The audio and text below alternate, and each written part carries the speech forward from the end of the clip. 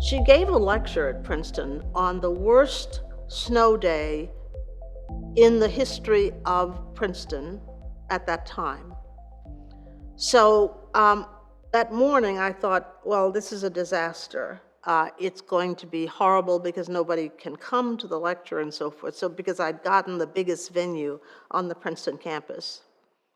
Well, I tried to reach her to tell her we might cancel, but she was already en route. So she came anyway. When she got there, I explained to her there wouldn't be anybody there because of the weather, and I was very sorry about it. But when we walked over to the venue and went in, it was standing room only.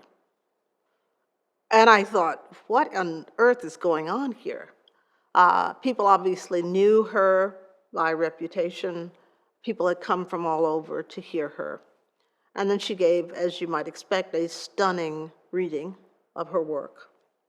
After that lecture, the committee searching for a chair wanted her to apply for the position. And so they invited her to apply. She refused. She refused because she said, if they don't know who I am, why should I want to be at Princeton? And so, being a pragmatist, I went to my office and I typed up her resume and I submitted it to the committee.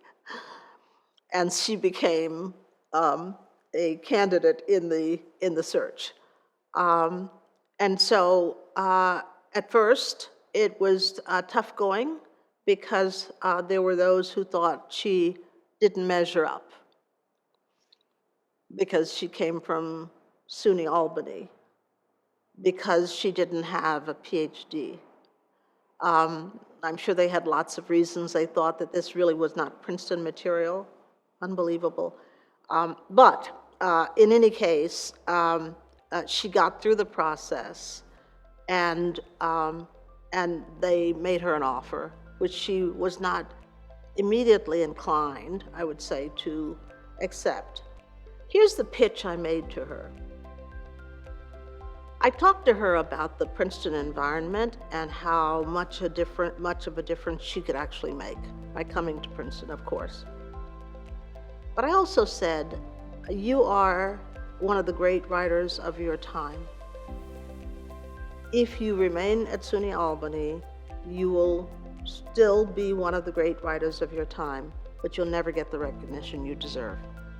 But if you come to Princeton, I can assure you that you will get your laurels, because that institution will have given you the respect you deserve, and others will take notice of that. And in truth, she came to Princeton, she won the Pulitzer Prize, and then after that, the Nobel Prize.